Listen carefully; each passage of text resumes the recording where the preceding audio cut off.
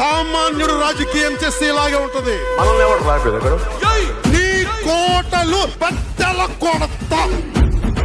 అధాపాతాళానికి తొక్కకపోతే నా పేరు పవన్ కళ్యాణే కాదు.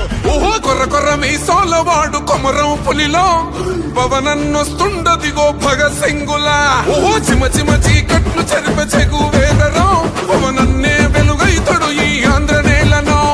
వీరాంజనేయుడే దీవెన తోటి కనక దుర్గమ్మకే దండం పెట్టి కథన రంగానికి వారాహిని ఎక్కి కదిలిండే జనసేన చెండను బట్టి. దంధరదం పట్టురిధం పట్టర పంతం పవనన్నే అల్లూరై చేస్తున్నాడు యుద్ధం.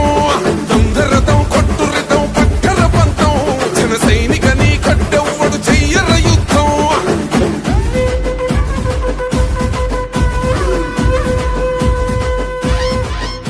మహనీయుల తీరు మరి ఏకగ్రీవంగా ఎన్నుకోవడం జరిగింది.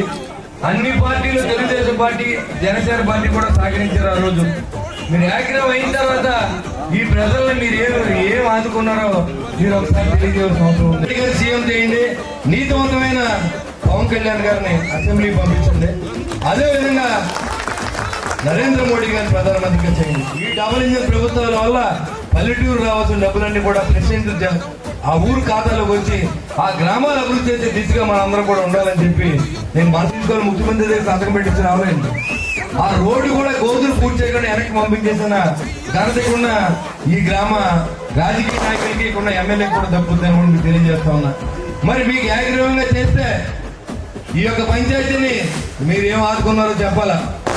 మీ ఎమ్మెల్యేగా చెప్పుకుని ఉప ముఖ్యమంత్రిగా ఉన్నటువంటి వ్యక్తి అసలు కనీసం ఇక్కడ రావడం నవాబాల వద్దకు రోడ్ లేదు. ఇక్కడ వదిలిపెట్టి నవాబాల వద్దకు రోడ్ లేదు, నిడదోల వద్దకు రోడ్ లేదు. మొన్నటిదాకా దేవుడి దైవాల్లో ఇప్పుడు ఎలక్షన్ వచ్చింది కాబట్టి గోతులు పూడ్చారు.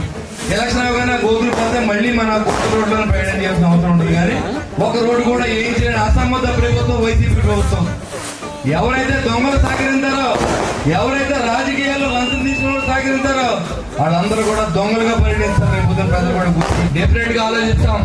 రాబోయే రోజుల్లో ఈ గ్రామానికి రోడ్డు వేసి బాధ్యత తెలుగుదేశం, బీజేపీ, జనసేన ఉమ్మడి ప్రభుత్వం తీసుకుందని కూడా మీకు తెలియజేస్తా ఉన్నాం. ఆహానికి అర్థం లేకుండా చుట్టూ ఉన్న భూములను ఆక్రమించుకున్న వ్యక్తులు ఈ గ్రామంలో ఉన్నారు.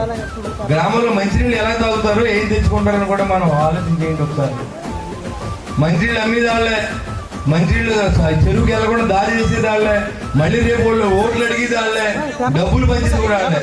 కానీ తెలివైన పని ఒకటి చేయండి, వాళ్ళు ఇచ్చిన డబ్బులు తీసుకోండి, ఖచ్చితంగా జనసేన పార్టీ కొట్టేయమని చెప్పి నేను కోరుతా ఉన్నాను. ఎందుకంటే అది మీ సొమ్మే, మీ దగ్గర కొట్టేస్తే వ్యక్తి ఈ యొక్క జగన్మోహన్ రెడ్డి. ముందు మా నాన్న చనిపోయాడు, నేను వాదాపుకి వచ్చాను, నాకు ఓటేయండి అన్నాడు, ఓట్లు వేసారు, నెగ్గించారు. తర్వాత మా బాబాయ్ చనిపోయాడు, నాకు ఓట్లు వేయండి, మా తాత చనిపోయాడు, లేదు స్వతంత్ర సమరయోధులేక. వీళ్ళ కుటుంబం ఎవరికైనా ఏమైనా చేసిందంటే ఏం లేదు, దోచుకున్నారు, రాష్ట్రాన్ని దోచుకున్నారు, దాచుకున్నారు, పిల్లలు సంపాదించుకున్నారు. ఇప్పుడు మరి ఎవరు పోతారంటారు నాకు అర్థం. మొన్న అవ్వాతాతలు పోయారు, మళ్ళీ నాకు ఓటేయమని అడుగుతున్నాడు. అంటే టోటల్ గా ఏ ఫ్యామిలీలోనైనా మీది మొత్తం అంతా శవాల మీద రాజకీయం చేస్తా ఉన్నారు. తాత దగ్గర నుంచి, బాబాయ్ దగ్గర నుంచి, తండ్రి దగ్గర నుంచి ఇప్పుడు అవ్వాతాతలు. వీళ్ళకి బుద్ధి జ్ఞానం ఏమైనా ఉందా? అడ్మినిస్ట్రేషన్ చేసేది జగన్మోహన్ రెడ్డి, నిందలు మోసేది పవన్ కళ్యాణ్ గారు.